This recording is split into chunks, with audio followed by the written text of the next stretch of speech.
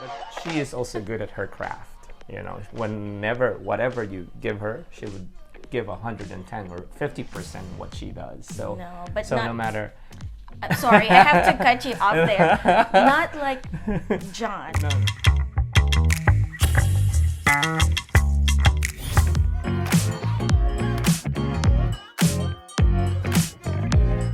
I want to thank you, John. I want to thank you, Paula, for taking the time to be here this morning.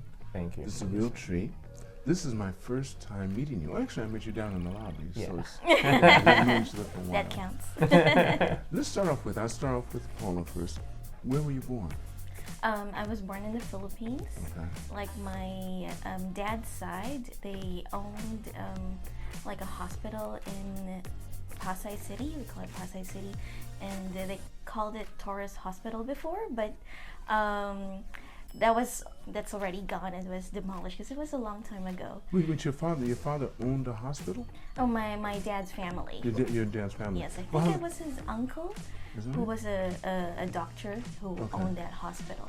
Right. So I was born there. In that hospital? In that hospital, yeah. Do you have siblings? I have a younger brother. We have a 13-year gap. It's just the two of you. It's just the two of us. So you are more like his mother as well. So did you help to raise him? Well, yes, kind of. Okay, Because he was born when I was a freshman in high school. And it was kind of like not really planned. So it's like one day I got pulled out of school and my dad said like, oh, we need to go to the hospital because your mom's in the hospital. I'm like, what? What's going on? Well, you knew she was pregnant and stuff. I mean, I did. They didn't tell me yet, but because they didn't tell me yet. Okay. So I'm like, what's going on? And then my mom was in the hospital and she looked okay. Like, I mean, what's going on? And then they broke the news to me, like, oh, your mom's pregnant and she's here because she has diabetes. So the doctor wanted to test her, like, you know, because she has diabetes. She has to start injecting insulin. So they were kind of like testing for that. So that's why she has to stay in the hospital. But yeah. Wow. John, you were born in the Philippines as well, right? Yes. Right, both of you are Filipino. Yes. You're married. Yes. Wow. We got married here in Tokyo, though. In the Philippine embassy. Philippine embassy. Is that right? Yes. So we were living together when we were in Shanghai for 8 years, and then there was one summer that we came here to Japan and just traveled around Tokyo, and we just fell in love in Tokyo. And then we started looking for a job, applying a job online, and then we found a school, and that hired us both. And from then on, we have been really blessed with all the good things that are happening in our lives right now in Japan. And meeting you, it's an extra blessing, you know? You told me you've been married for 8 years. Have you been married for 8 years? No, when did we get married? In 2016, We got we married. got 16, married. okay. Yes. So that means you've been married for 6 years. Yes. Yes. Okay. Yes. Both But you've of been in them. Japan for 8 years. 8 Yes. years, yes. And we've been together since 2004. 18 years now. 18 years now. How long did you live in China? Almost 8 years Almost as well. 8 years too. Yeah. Okay, so wait, let's start from the beginning. Okay. Yeah. So you didn't know each other at all until you went to China. No, we were college, We were college sweethearts. sweethearts. So you knew each other in the Philippines. Yes. Yes. Yes. When Okay, we so- were in college. So we did the whole shebang, like long distance relationship. Yeah, Living for a while. together. Yeah. How many years have you known each other? Do you know that? Well, how old were you when you? 18 Are you years, both I guess. basically the same age? Now he's And older. Yeah. 1 year older. Just 1 year. Just 1 year older. Yeah, 1 year older. So you've known each other since high school, you said? College. Since college. Yes.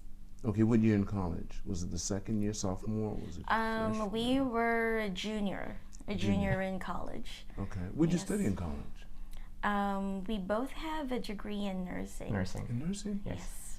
But you're working with children. Yeah. Yes, You know. yes. I know, right? Like it's so far away. Yes. Yeah, I used to always tell this story because you know in the Philippines, well, I think most Asian families, it's like they want you to either be a lawyer or a doctor or you know something in the medical field, and I wanted to be a writer. So I told my family like, oh, I want to be a journalist because I love writing.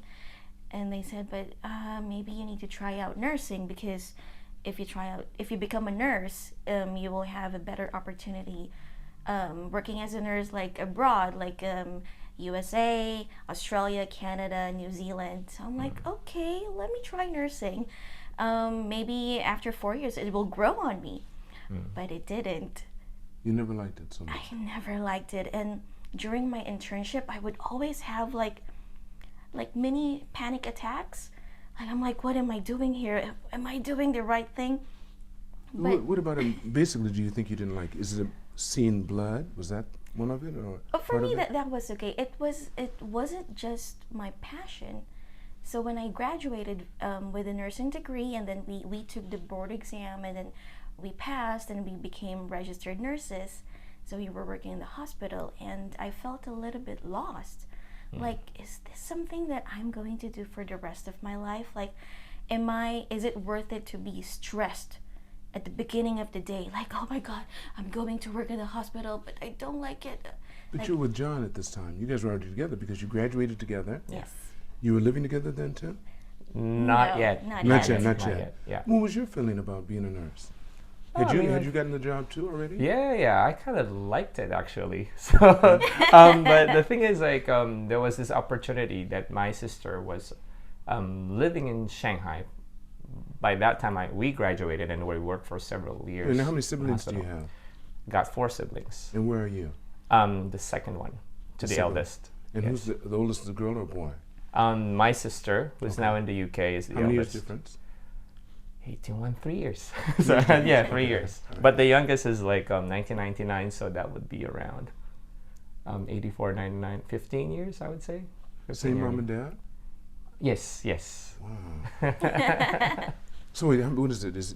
How many boys and girls in your family? So we 2 boys, 2 girls. So Boys, the 2 girls. eldest and the youngest are both girls, and we're middle, like guys. Wow. But we're so scared of the eldest one, even though she's small, but she's terrifying sometimes. Are you guys very close? Very, very close, and we talk. We have like a group chat, because like we're certainly like different parts of the world now. My sister is in the UK, I'm here in Tokyo, and the rest of the family are in the Philippines. But we get a chance to kind of like chat every now and then, So just to kind of like catch up, Yeah, it's a very nice relationship that I have with my siblings. Wow. So being a nurse, you said you really enjoyed being a nurse. I enjoyed it, but the thing You'd is, come like, home yeah, hating it. You Yeah. come home saying you loved it. So how did that work? But you weren't living together, but still. yeah. How did Yeah. that work out? The fact that Well- you liked it, didn't like it? Well, because I think because I was younger that time, so it's like just working with him, because we worked, I think most of the places we worked together. Like we worked as nurses together, we worked as a call center agent together, we worked as ESL teachers together. We were always in the same company. So for me, it's like I was such a hopeless romantic. Like, that's what counted. Like, as long as I'm with him and I see him every day, yeah, that's what goes. That's what motivates me. But she is also good at her craft. Whatever you give her, she would give 110 or 50% in what she does. So No, but so not- no matter. I'm sorry, I have to cut you off there. Not like John. No. John is more of like, I always tell him, if your profession was a garbage collector, you would be the #1 garbage collector in the whole world. That's how he is. Like, whatever he does, he's just instantly good at it. And there are really some people like that, and he's one of them. Although they're rare, but he's one of them. I And think you two complement each other very well. That is We good. do. That's good. I should say we fit the definition of like opposites attract. We're So so what's opposite about you? Because he just got through saying the same thing about you that you were saying about him. So what do you think? Well, I don't want to get into that. No, we don't have to do that. Yeah. So tell me, so you're in China for how long again? Were you in China? 8 years. 8 years. Yes. How'd you find that? How did you find living in China? The difference between China and Japan. Right. What are some of the immediate differences? well. It was interesting, living in China, because I think Chinese people, their culture is a little bit closer to like Filipinos, Yeah. because Filipinos Yeah. are loud. They're loud. They're friendly. We can be. We can be. Yeah, we can be. Like, for example, if you go to a mall and then you hear like a big group like ha ha ha ha, oh, Filipinos. Yeah. We're just like that. We're just loud and warm and friendly. It's like we can even strike up a conversation with a complete stranger, like a complete Filipino stranger, and people would say like, "Oh, it's nice that you saw your friend." I'm like, "No, I just met her now." Like a few minutes ago. Really? So that's how Filipinos are. So that kind of similarities in our culture. It was we had lots of like Chinese friends like up until now. Like they would message us and like, oh, how are you? Like, how are you there in Japan? Oh, I hope one day we'll come to visit you there in Tokyo. So. Were you working with mostly Chinese kids that want to learn English, or were you dealing with mostly foreigners, expats? It's an international school as well, yeah. kindergarten. Okay. So we, it's actually like a compound wherein they put a lot of expats in there, and then the owner of the compound put up a school inside the compound, so that instead of going out of the compound and go to different schools, they can just come to our place. And it was really like basically another unit of a townhouse. Right. So, and they just turned it up into a school, which is lovely, you know, because the feeling is also homey.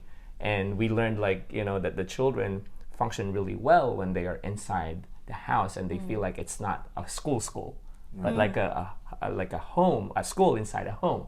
So we were like dad and mom of these children, you know, when we're there. So it's a lovely experience, and we learned a lot as educators. So there's another story about how we ended up as educators, because yeah, so my sister was in Shanghai, and then I was like really like our family was not that, you know, well off, you know. It's I mean, like we struggled and we had some challenges along the way, because my dad really, and my parents rather, he really kind of like put us in a private school.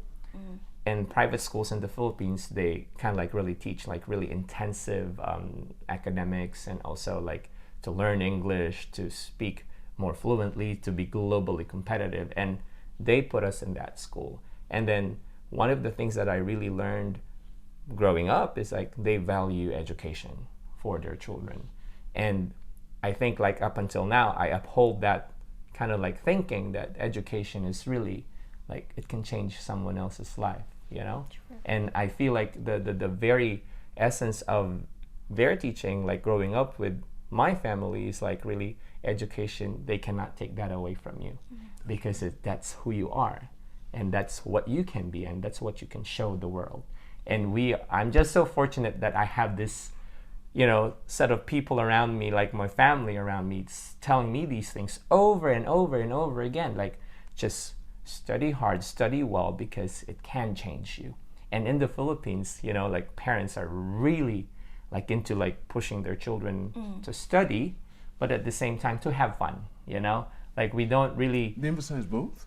Yes, to have fun. But in China, they don't do that. No. China is just strict education. Yes. And then take care of me after you get this education. Yes. Their educational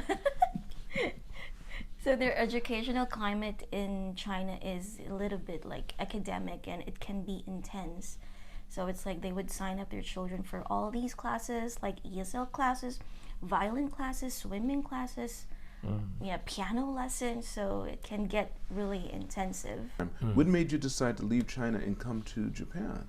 Yeah, like as I've said, we traveled here over the summer, like in 2015.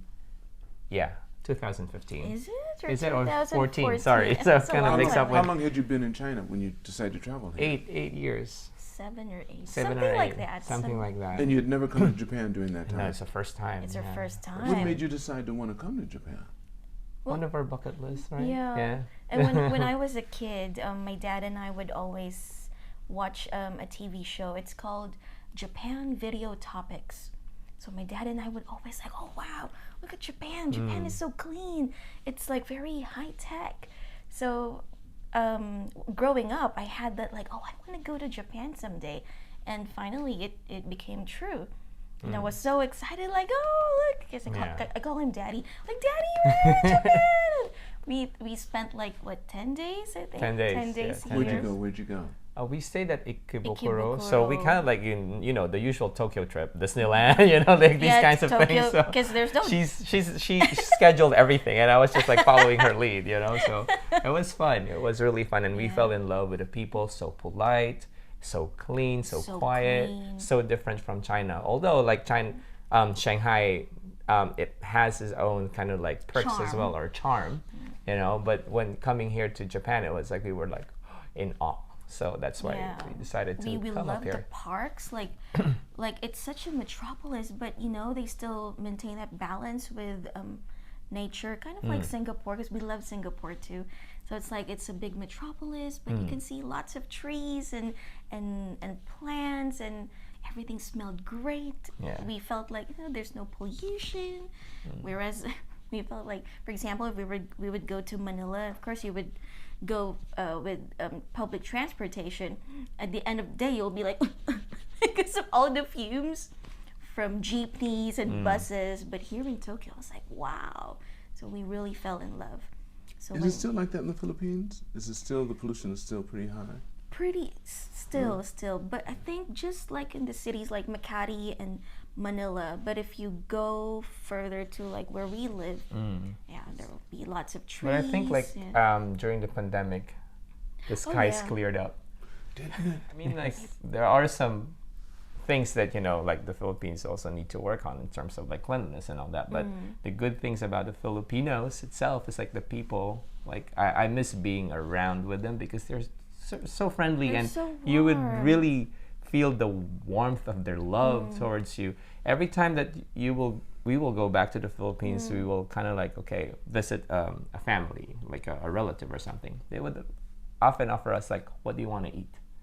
That kind for me is like, that's our culture. That's our culture. Like we feed people because we know this is how we show love to you. That's our love language. Yes. Food So, and food. cooking. And then like the chit chats with your relatives or your friends, it's just an amazing kind of like catching up time with them, because like being away from the country for many years, of course, like you miss out a lot of things, and I feel like being in the Philippines together with your loved ones is just the most amazing feeling that you can get. And of course, like there are some, it's not perfect, the world is not perfect, and I think the very main thing is like how you see it, like how you're gonna go through it positively and in a very kind of like I would say optimistic way of looking at it. And for me, it's really important to maintain that relationship and to give that connection to them still. And that's why Filipinos, we are really like, I would say, socially like not socially mature and socially like it's adaptable. Yeah. So wherever we go, like if you go to Singapore, if you go to Thailand, you would see Filipinos. They're kind of like really, they're having so much fun here, And that's, I think, like the main ingredient that Filipinos have. Like wherever we go, we're adaptable to anything and to anyone. And I think because of that experience of having like this close-knit ties with the family, and I think it irradiates when you go outside your comfort zone and you go to a different country. And I think that's really wonderful trait of the Filipinos. So, and I really want to emphasize that, even though there are some, not so good things, but there are many good traits or characteristics that Filipino can share to the world, And that's why you would see like they're globally, like nursing. We're talking about nursing earlier. Wherever you go in the UK, in every part of the world, Filipino nurses are looked up to, because they have this kind of like sense of responsibility and adaptability everywhere they go.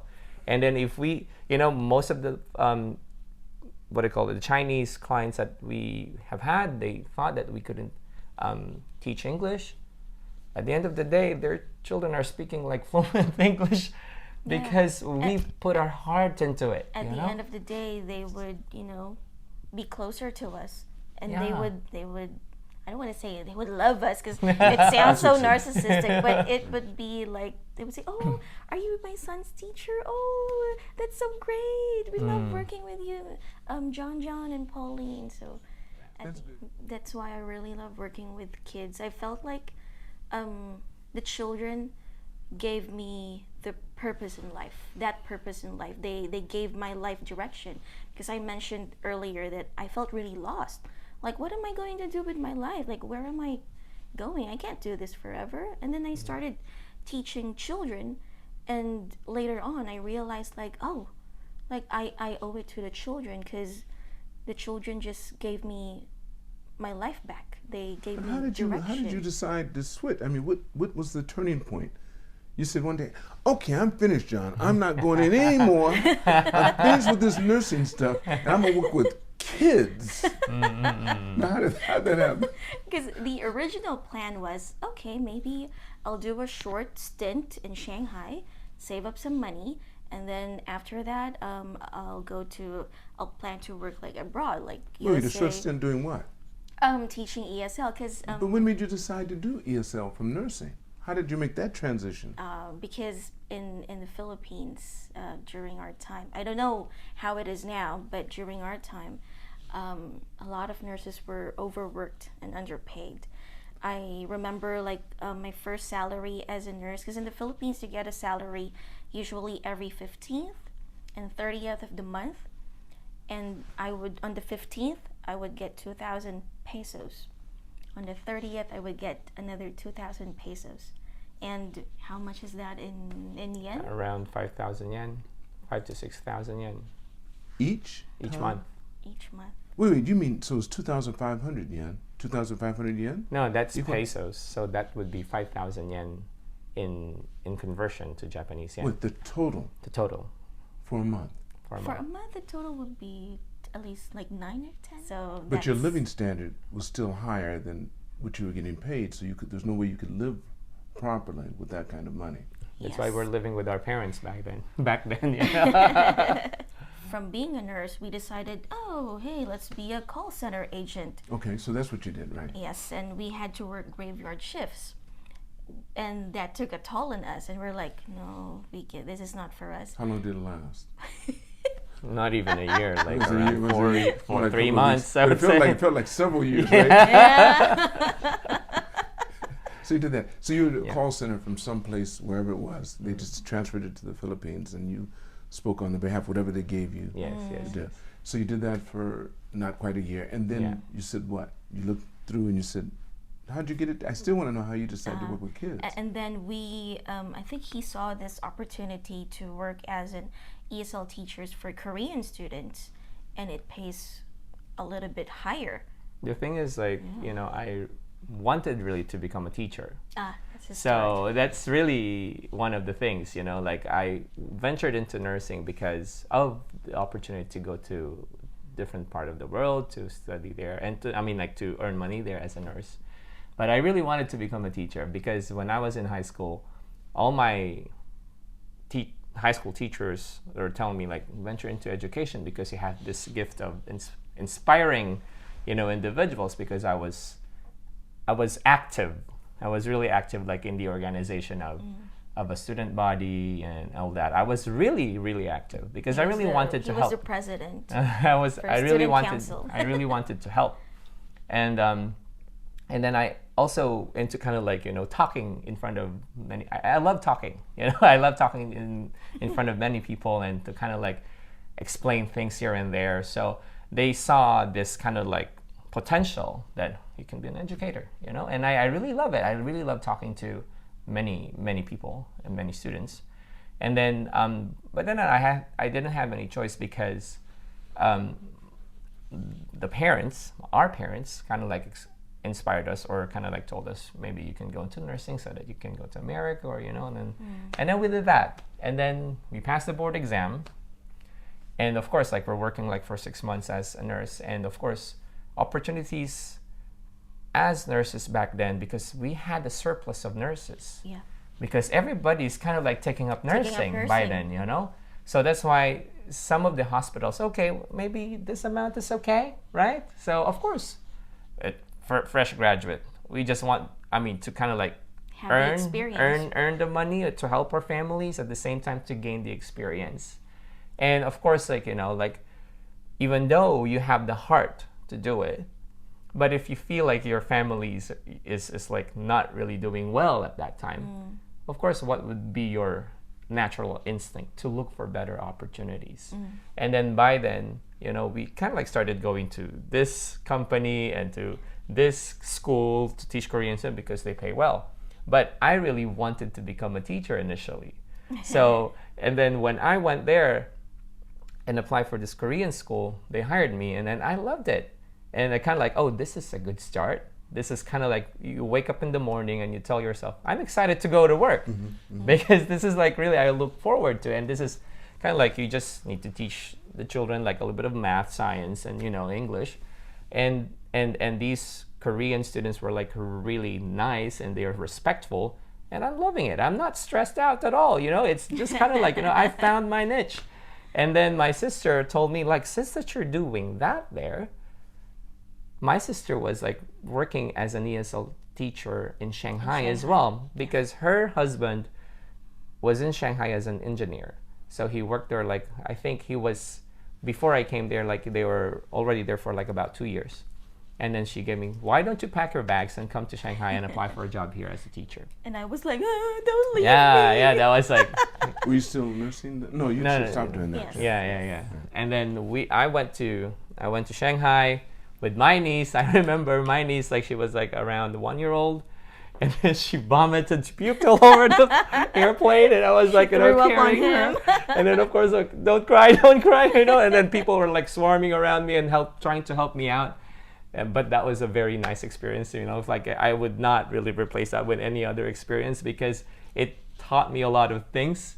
Like being a parent is not easy, like helping a child, puking all over is like literally all over my shirt. Right. Like it's no joke. So I kind of like total respect with those who are parents who are traveling with their children. It's not easy, But then anyway, I went there, applied for a job, and then I got the job like after the first interview, and then I started working with Chinese students, and I loved it, And I kind of like every time I wake up in the morning again, I said, I think I really found my niche here. So and then I kind of like applied also in an international kindergarten, and by then I'm already studying for a professional education certificate. Okay. So because I really wanted to do this, so my mind is kind of like really focused. And then at the same time, my mind is very focused to get Pauline to Shanghai so that we can live together.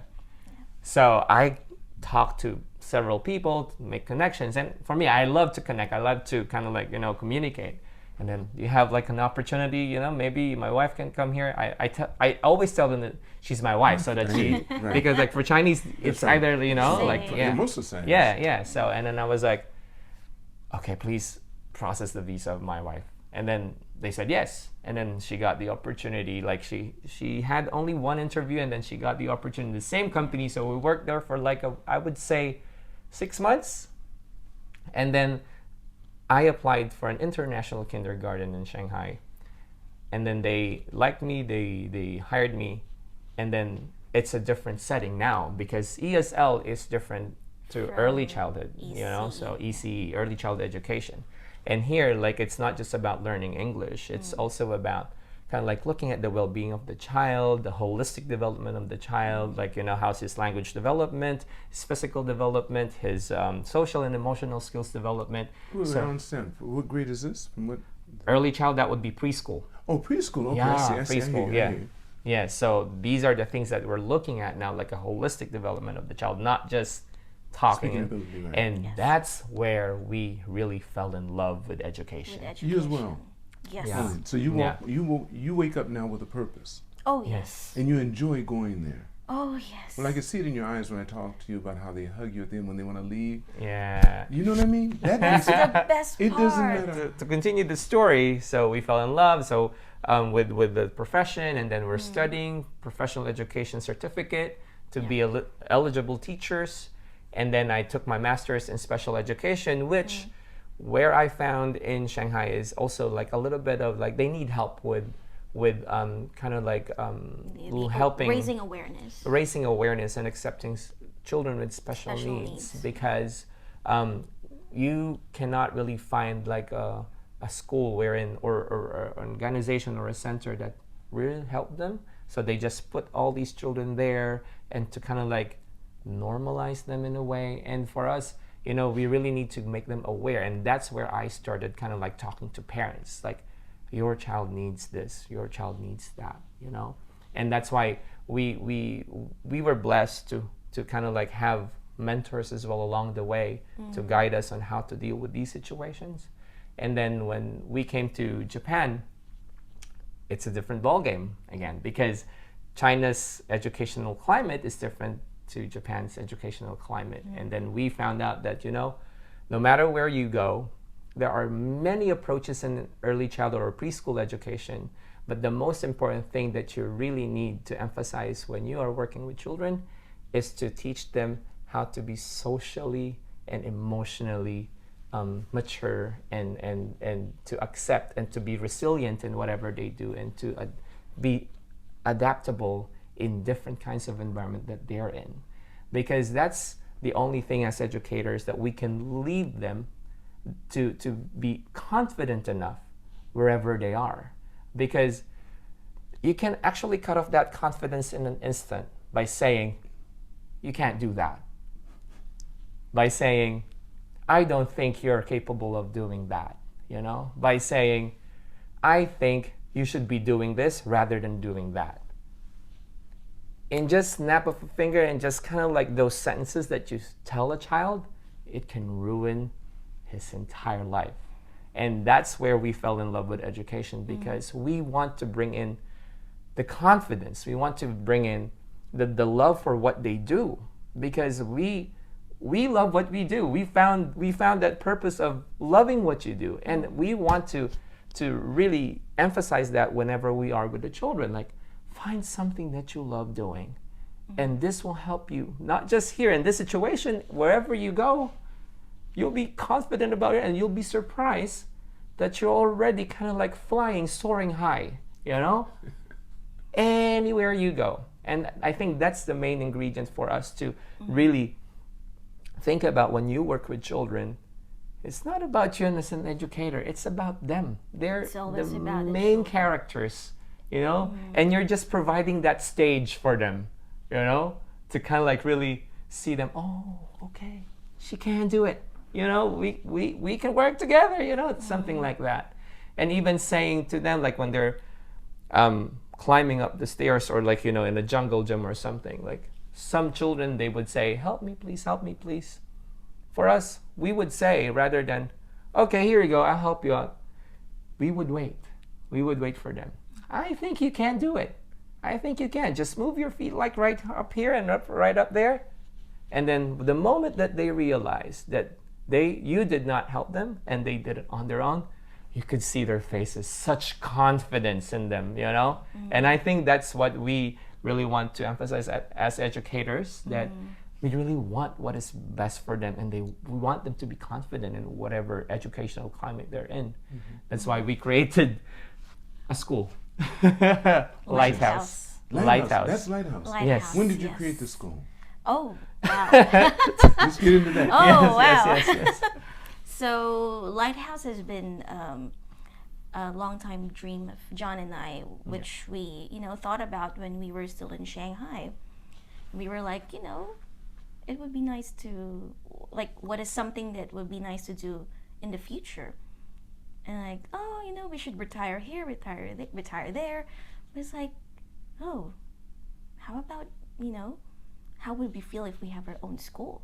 I'm like, wow, that would be amazing. So that's when it started. So it started in Shanghai, and, you know, like we love creating things for children. Is it still in Shanghai? You have Lighthouse in Shanghai? No, that's when. Oh, that's when the idea. The idea started. I got yes. you. The idea started in Shanghai. Yeah. So the idea for Lighthouse was birthed in Shanghai. And it came to fruition here. Yes. How long ago? How long has Lighthouse existed? Less than a month. There you go. You got to start something. The longest journey started with the first step. And actually, Yoko Sato is one of the instruments why Is that right? it happened. Right, yes. Oh, that's beautiful. So she's amazing.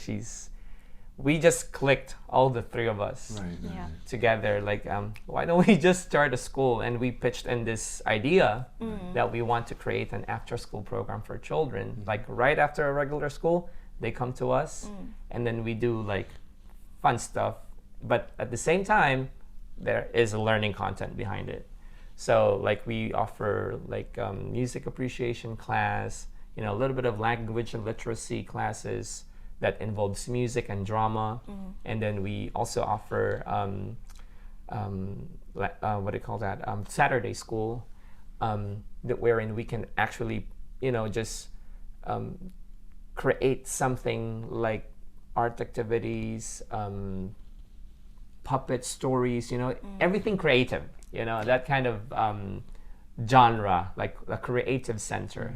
And I think this is kind of like our really like our ultimate dream to have our own, you know, and we've seen many amazing school leaders and directors of international schools, and they're quite great here in Japan, Tokyo, Japan in particular, because we've seen directors really passionate about their craft. We've seen directors who are really looking after the teachers and kind of like really providing well-being for them.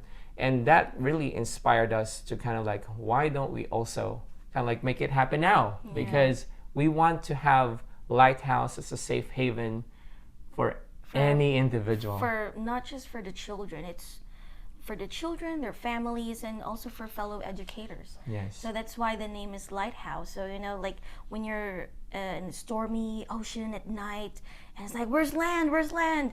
Oh, there's the light coming from the lighthouse. We're safe. We want people to have that She came feeling. up with the name. She came up with the name. It's really amazing. Because we love creating things for children. Like he's a musician. He's very talented in playing instruments, and he creates songs for children. And I love writing stories. So we put that together, and then in Shanghai we put up like puppet shows for the children. Yes.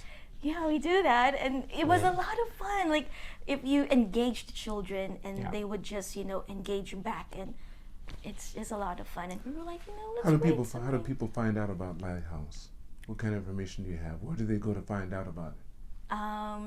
Well, the thing is, we do what we know what to do. Like for example, social media, and then like we put up the website, and then we have like Instagram, and we have Facebook. So, and like the parents we know and we worked with before, yeah. So what's the makeup of the children that you have right now? Are they mostly expat children? Are they Can be Japanese, local Yes. Japanese, or expat children as well. the language that you use? English. English. English. It has to, it's in English. Yes. That's for sure. Yes, okay. yes. What ages do you work with? 2 to 7. 2 to 7. 2 to 7 right Mixed now. Yes. age group. Okay. Mixed age group. Right. And the children, this isn't for special needs children, is it? It's for neurotypical children. So Neurotypical, okay. yeah. So yeah, but since that Lucrea is also a company that caters to special needs children, so we have this symbiotic relationship. I see. You know, like I think that's one of the things, like one of the mission also of Lighthouse is to bring awareness how inclusivity kind of like brings in Inclusivity and diversity. brings in people, and it's a beautiful thing. Right. You know, and I think with Yoko Sato's mission and with our mission, bring that in together, I think we're creating something really, really magical along the way. And we're excited because we're just a month old, but we are looking forward and to really see how it pans out, because we are so blessed in every step of the way, you know. And a lot of people are telling both of us, like, you're so brave. You take a risk of putting up a company and all that. And I was and we acknowledge that, and we know this kind of like situation can be risky, you know. It's not going to be like all good, it's not going to be all bad, but it's sometimes up and down. Sometimes you're soaring high, sometimes you're down there. And I feel like we are prepared for it, And because this is really what we love doing and what we know doing, and our mission is really to make a difference in not just with the child's life, with the family's life, and even with the educator's life. And I feel like I have been a school leader as well, and I've seen, like the importance of really having that connection to the community is really what makes a school wonderful and like different from any other schools, because we've been to some schools that are like really they're just kind of like into money, Oh, I see. right? That's so you can have that. Yes. Yes. And I feel like I mean, school is also a business, but at the same time, like if you create a school wherein your philosophy, what you want to bring in, and your mission, I think everything will just come together, follow through. And that's why for Pauline and I, we sometimes think about like, oh, what would be the output, like, oh, how many signups are we getting? And I tend to overthink, and she always kind of like pull me back a little bit and keep me grounded and say, she told me, why don't you just enjoy the process? There you go. It's not the destination, it's Exactly. the journey. Enjoy the process. On that note, before I end the podcast, I always ask the question of the people I have here. Pauline and John, what advice would you give to the 20-year-old Pauline and the 20-year-old John? I'll start off, Pauline. What advice, if you could go back, knowing what you know now, what would you tell the 20-year-old Pauline? Wow. Can you go first? Okay. Yeah. What would you tell the 20-year-old John?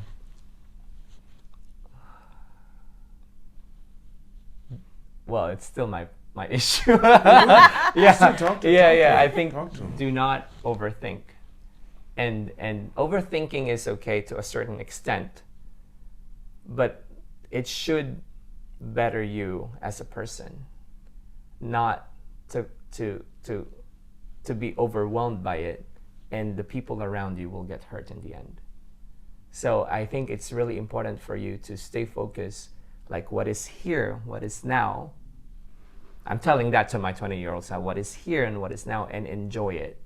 Because along the way, you'd find out that there are many people who are really who truly care about you and truly support you, that you cannot ever kind of like really imagine that they are really this caring and supportive of you, And I think just move on, just take baby steps, and when you tend to overthink to a certain extent, not to harm and not to kind of like how do I say to hurt other people's feelings, but to really just move forward and focus to what you do, and along the way you'll find out that something beautiful is about to happen. Yeah. Pauline? I would tell my younger self well, this is something that I'm also learning now, still learning. Don't be too hard on yourself. Like if you make a mistake, don't beat yourself up for it, because just doing that will get you nowhere. So if you made a mistake, accept it gracefully, let it humble you, and learn from it. I know it's easy to, because as a teacher, that's what I also tell my kids, my children, like, it's okay, because sometimes they would beat themselves up for it. And they would say like, oh, Pauline, I made a mistake, I'm so sorry. I would be like, it's okay, that's fine, it's okay, don't worry about it. But next time, you know what to do. What do you need to do? And they say, okay, I know what to do next time. There you go. And it's easier said than done, right? Easier said than done. For me, it's always like, Pauline, you're so stupid. Like, why did you make that mistake? I would really be hard on myself. So, to my 20-year-old self, don't be too hard on yourself. Let your mistakes humble you. You will learn a lot from it. Because if it weren't for my mistakes in the past, I wouldn't be the person that I am right now. Couldn't have said it any better. That's fantastic. Yes. Thank you so much, Pauline. Thank you, John. Thank you so much. A Thank pleasure. you. A pleasure. We would like to kind of like say a little Okay, bit of sure, a sure, slogan of Lighthouse Creative Center. Okay, sure, please do. Our slogan is, Together we make everything brighter. That's what I'm talking about. You heard it. You heard it here. I want to thank all of you for watching this podcast. Make sure you press like and subscribe. And remember, it's all unknown, so reach for the stars because you're too blessed to be stressed.